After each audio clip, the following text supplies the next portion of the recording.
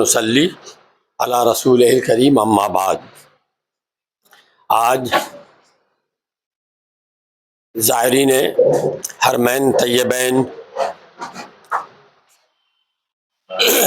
کے تعلق سے جو پروگرام رکھا گیا اور انہیں ہدایات دی گئیں اور ڈائریکشن دیے گئے، اس کی تقریب میں یہ فقیر محمد مطیع الرحمن رضوی غفر لہو راسا کھوا کی سرزمین پہ حاضر ہوا۔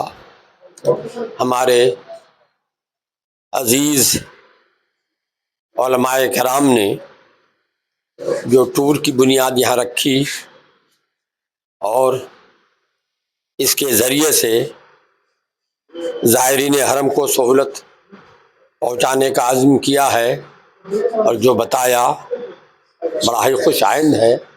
اللہ تبارک و تعالیٰ سے دعا ہے کہ اسے استحکام عطا فرمائے اور لوگوں کو توفیق دے کہ وہ حج اور عمرہ آسانی سے کرنے کے لیے اسی ٹور سے جائیں۔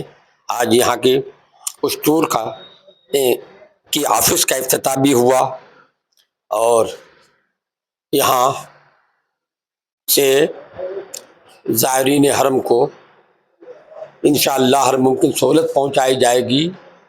ہم خرما اور ہم ثواب کا مستحق ہوں گے۔ اللہ تعالیٰ اسے استحکام عطا فرمائے۔